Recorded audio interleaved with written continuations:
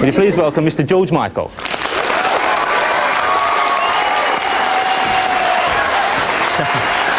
it right in. Yeah, great.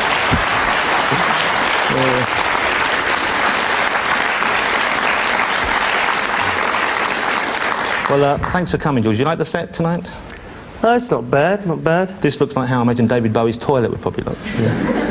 Anyway, let's. I was just talking about the single there, and for those people who might not have heard it yet, or might have not listened to it very closely, tell us what it's actually about. Those who might not have heard it. Yeah. I don't think anybody's heard it, have they? When can it actually be played? It's before 6 in the morning and after 9. I think it's before 6 in the morning and after 9, yeah, and I'm always in bed by 9 and I never get up before 6. No, I literally have not heard it on the radio. I've not heard it anywhere, actually, apart from my living room, because I play my own records all the time. I'm sure you do, yeah. But no, I don't think anyone would have heard it. You want to know what it's about? Yeah. I never really like... Obviously, in this case is slightly different, but normally I like to let people make their own interpretations. The governing bodies, as it were, seem to think that people's own interpretations may be too dangerous. I think the song is really, in its own way, it has quite a moral stance to it. I mean, BBC decision, though. Because the BBC always insists that they don't ban records, anyway. Of course, yes, they just minimise the play, don't they? Which means they don't play it at all, basically. Of course, we all listen to Radio 1 after 9 o'clock, you know. I listen to it all day. I have it on all day solid. I just don't do anything else. I often don't go out because I'm listening to it, you know. Let me go back a bit, because I know you've covered all the Wham area quite a lot in interviews and things like that, but I still like to talk about some of it. Mm-hmm. What made you actually want to be in a band in the first place? Well, I didn't originally think of being in a band. I think originally I wanted just to be... I have to say this is parallel with wanting to be a musician, but I wanted to be a star. I think there is no such thing as a real reluctant star. I've never met anybody that was a reluctant star. You know, I mean, you get to a certain stage and you have to have done it yourself. Stars are almost always people that want to make up for their own weaknesses somehow by being loved by the general public, and I'm no exception to that. As a child, I think I really wanted to be loved by the public. I don't know why, but it was an ego satisfaction thing, and that was the initial push. And then as I got older, I started really appreciating music. So. Because initially, though, when Wham started, it seemed like Andrew was the one that really didn't mind accepting or admitting to the fact that he wanted to be up there.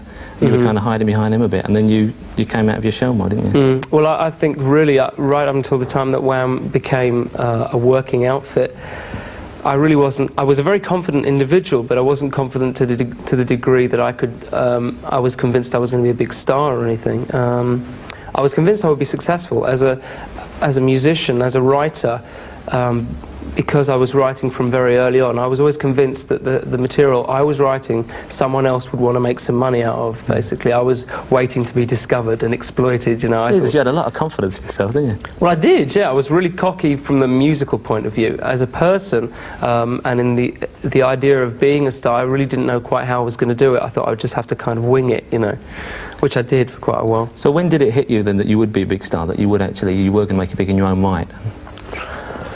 I think having established that Wham was going to be a successful group with the first couple of singles, I think that it really dawned on me probably after about 6 or 8 months that there was something really big to come out of it. I'd never really seen stardom above Top of the Pops, you know.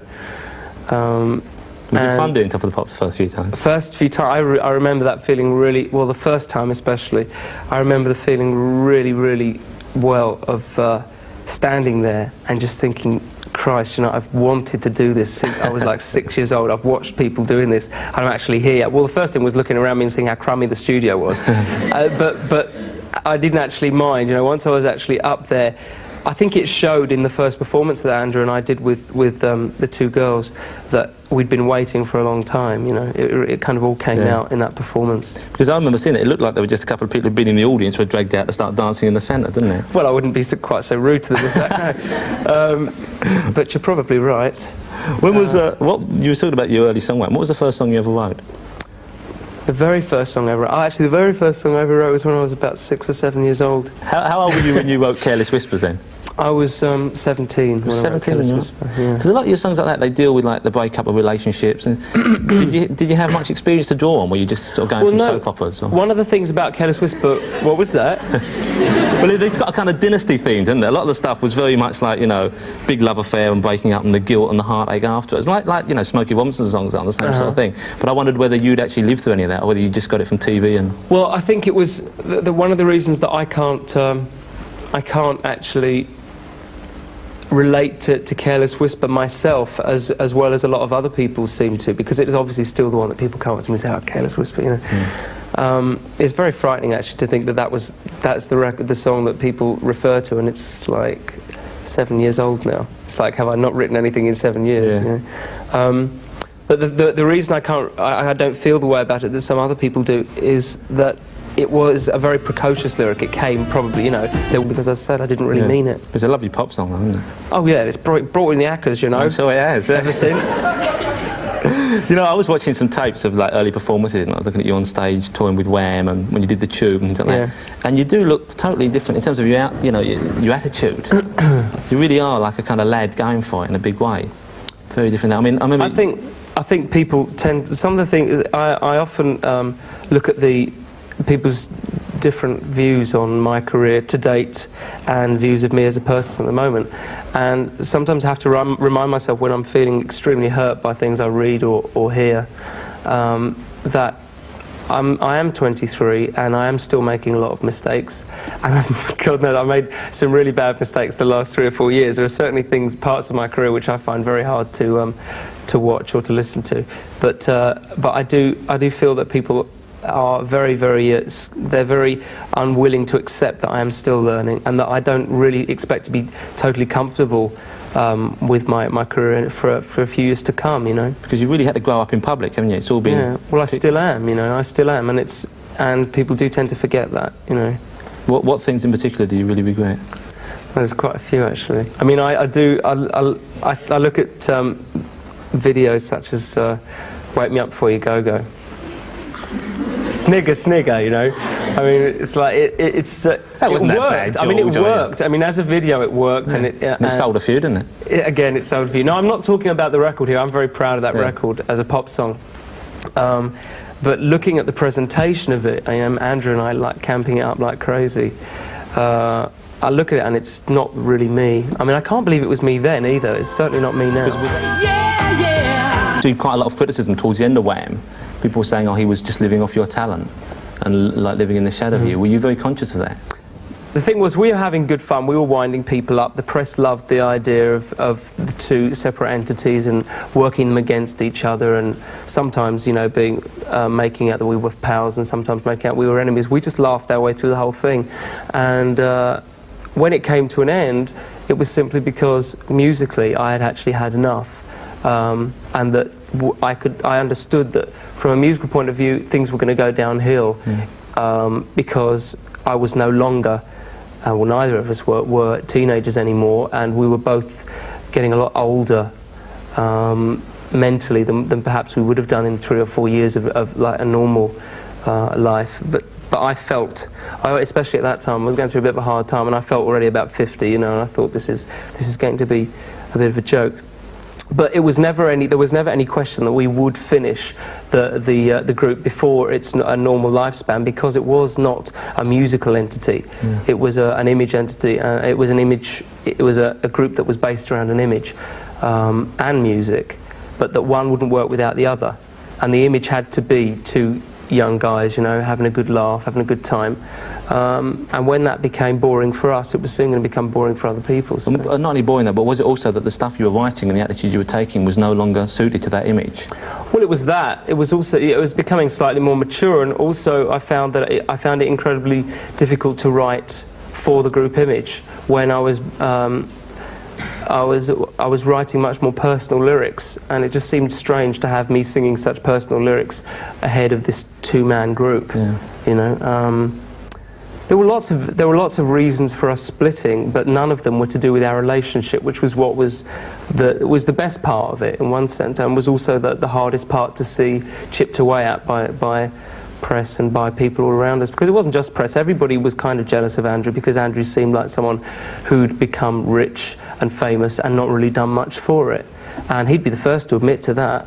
But you know, the only real person I think that had a right to complain about that, if anybody, would have been me, and I was not going to complain about it because it didn't worry me, and you know, he was still one of my best friends. So when it came to an end, to have people all around us saying, yeah, well, you know, you'd had enough of him, hadn't you, George? Yeah. You know, it was very grating. A bit strange. And, you know, you got back together again recently to play an AIDS concert, didn't you? Benefit. Do you think you'd get back together to perform for any other reasons? I'd love to. I'd love to do another Wham gig in a couple of years' time. Well, like the final one, that'd be. Yeah, it would be wonderful. It would be absolutely brilliant. I mean, there are a lot of those songs when we were playing during the final last year. I remember thinking, the real sad thing about it was there were some of those songs that I would never play again. Yeah. You know, and it would be nice to think I will be able to play them with Andrew again. Yeah. Also, it was a great atmosphere that day. It was amazing. I've never felt anything like it.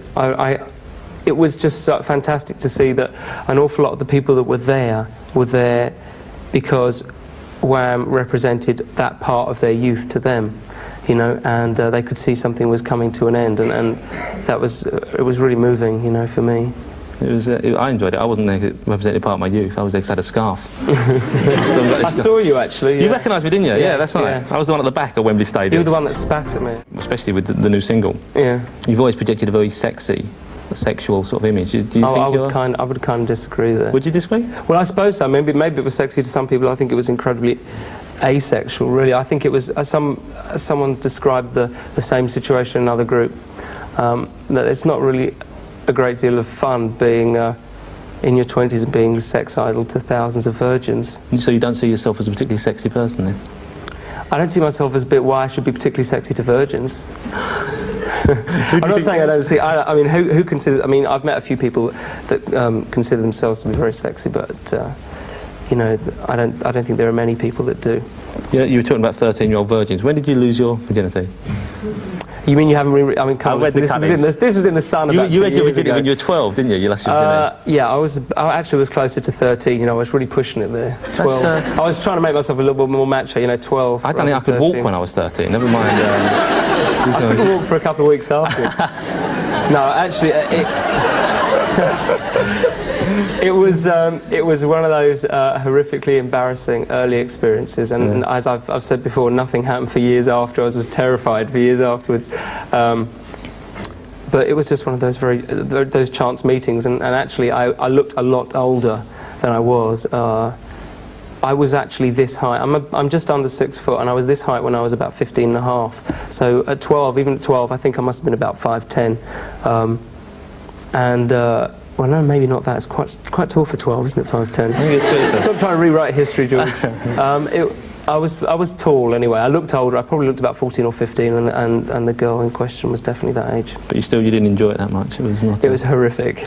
But I think maybe most people's first time probably is, though, don't you? Oh yeah. I mean, anybody who tells you any different is almost certainly lying. You know, unless they've been wandering around with their Joy of Sex book since they was 8. You know? God bless Alex Comfort, eh? Yeah. I read that you went through a fairly promiscuous period for a while when Wham was kind of just hitting it big. I mean, did you enjoy that? Well, I was enjoying a certain amount of the day, I suppose. Do you get annoyed that people like me... Who told you that, Jonathan? I've been talking. Do you get annoyed that people like me ask you questions about your sex life? Yeah, very. It's a bit probing, isn't it? No, I get annoyed when people go past a certain point, you know. But obviously, it's the kind of thing. There are certain questions that you're asked in public that you expect to be asked, really. Because especially when you release singles called "I Want Your Sex," you know, it's kind of lining yourself up in a way. It is leading up to it, really, isn't it?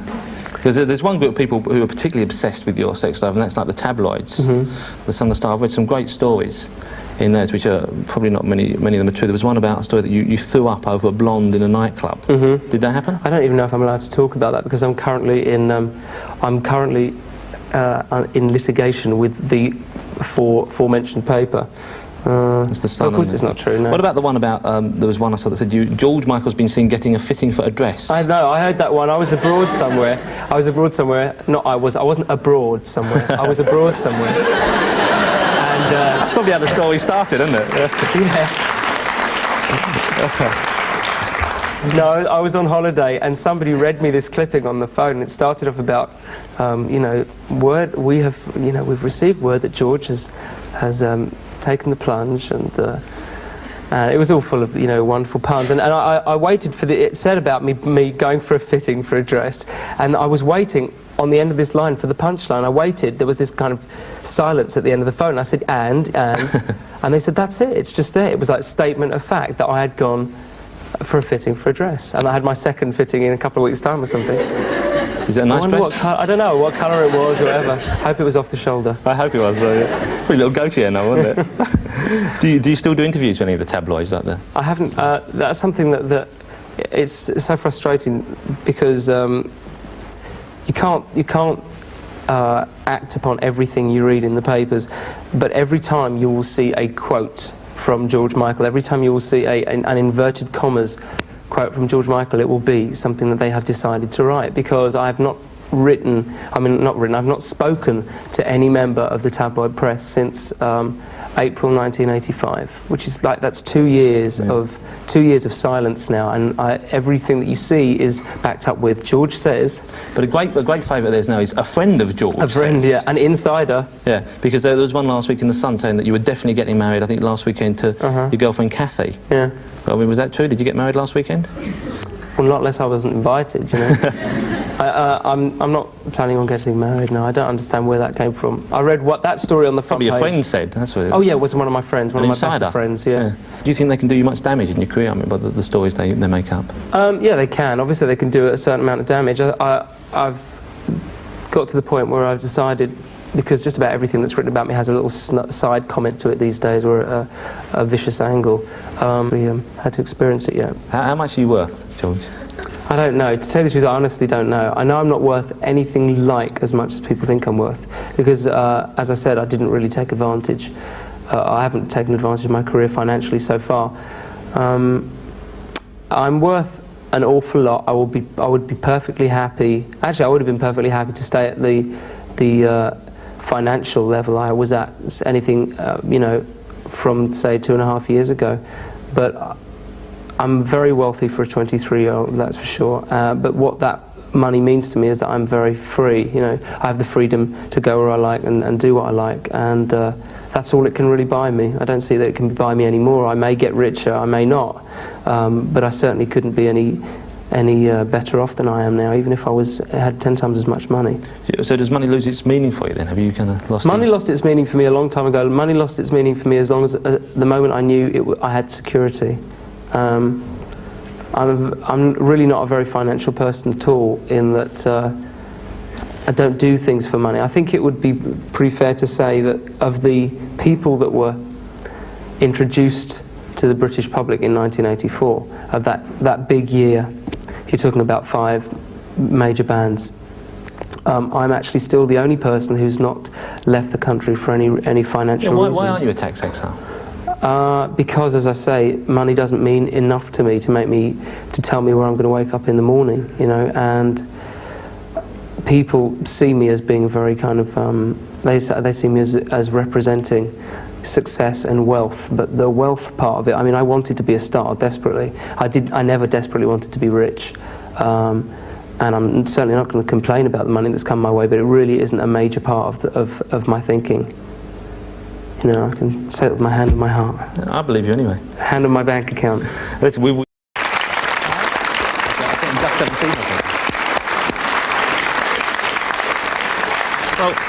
I mean, it is quite cheeky, but I mean, it's not. I wouldn't have thought it was strong enough to be banned, really. No, exactly. It's not exactly. And the message is pretty clear. I mean, it's all up there for everyone to see at the end, isn't it? It's true. I feel kind of embarrassed about all the publicity, because I think it makes people ready for something a lot raunchier, and I didn't try and do something that was going to get banned. I really tried to make this as close to the you know, I tried to get it real borderline, and again, the only thing I wasn't sure about was Top of the Pops, but I think it really is we actually had it looked at by the British Film Board, and they gave it a 15 rating, which makes quite a mockery of this whole thing. The fact that it's been banned from TV. Yeah. I mean, AIDS has now prompted people to start examining relationships a bit more closely, perhaps, than they did before. Monogamy now is fairly hip, isn't it? I mean, would you have written a song praising monogamy if it wasn't for AIDS, do you think? I don't know, it didn't really occur to me before. I probably wouldn't have introduced the idea of monogamy into the video and the record a year ago, because I wouldn't have seen it as a necessity, and I've always thought that as it's just a personal point of view. How frightened are you personally by AIDS? Have you actually had an AIDS test? No, I haven't, no. I think I'd have one if I had been, I think it's fairly safe to say that the period in which I was, let's say, unselective, it was a long way back, and it was in London at a time when I don't think it's not really a genuine threat. If I had been in that same period of time, because I remember actually, to be perfectly honest, when I first went to New York, I was terrified of herpes. Yeah. I remember coming home. Herpes seems quite friendly now, doesn't it? It does, doesn't it? It's a bit like you know, having flu or something. Yeah. Because you've got a cold now, haven't you? Because I didn't actually use that to introduce the There was a good link in there. It was a good link. I just thought your voice was sexy today. Yeah, I know. My voice is very deep today. It's because I have a cold. It's not because I'm trying to play up this macho image, you know. But no, I was terrified of herpes. I remember coming back from New York. I actually did go. My family were in the audience now. I actually went to the doctor. I went to the doctor with Andrew when I came back from New York the first time, because I was terrified about that. But even that was just from one stray night in New York, and I was terrified, you know. So I mean, that was 5 years ago. I've never played the field in America or abroad, actually, and so I'm not really worried. If I had been basically screwing around when I've been travelling, I think I would have had a test by now. You know, I think you can make your own judgment as to those things. Did you used to use a condom when you were sort of unselective, or do you use one now? and what brand? I don't know if I should answer that question. All right, I'll answer the question. Yes, I do. Yes. He said, yes, I do. He said, I'm not ashamed of it. Do you want to show me how to put one on afterwards? Actually, no, have you seen those you know those Jiffy things? Yeah. You know the Jiffy like a cigarette pack thing. I know, I mean, you could do without. I tell you, I mean, I think they're fun because they've made them like cigarette boxes and everything.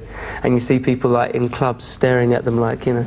But the worst thing, have you seen the diagrams on the inside? No, I haven't. Look, if you ever get a Jiffy thing, look at the third diagram. It's enough to put you off. It's enough to put you off. It's disgusting. I think it worries me in the cigarette packs. I think people get them out and start rolling their own down there. It won't light. Let me just ask you a little bit about your future. You're thinking of moving into acting, aren't you? In a few years' time. Well, I wasn't really thinking about it, no. I thought you were hoping to go that way. I thought you were well, I looking mean, for people parts. send me scripts of things. The latest one I've had is I've been offered the role of a Greek Jewish revolutionary. That's serious, it's the truth, you know. And sounds tailor-made for you. It does, doesn't it, really? And it could be a moderate revolutionary. Yes. Yeah. I've not been sent anything. I've not been sent anything that's vaguely tempting yet. There are the kind of films that I would like to be in, and not the kind of films that people see me in. Everyone sees me playing something that's very kind of big budget and a vehicle for my career, and I don't believe I need a vehicle for my career. I think my career has got to depend on my music, and I think film careers, if they're not extremely carefully planned and if they're not extremely credible, can work against your musical career, even if you're making great music, and I don't want to take that risk. You know, I've got lots more music to make. I've got a long way to go, and I don't want to hinder it by trying to do too much too soon. You know, 23 years old, I think I can afford to wait a few years. I think you probably can as well. Listen, thanks for coming in and showing us a video, and thanks for talking to us. Thank you, George Michael. Thank you.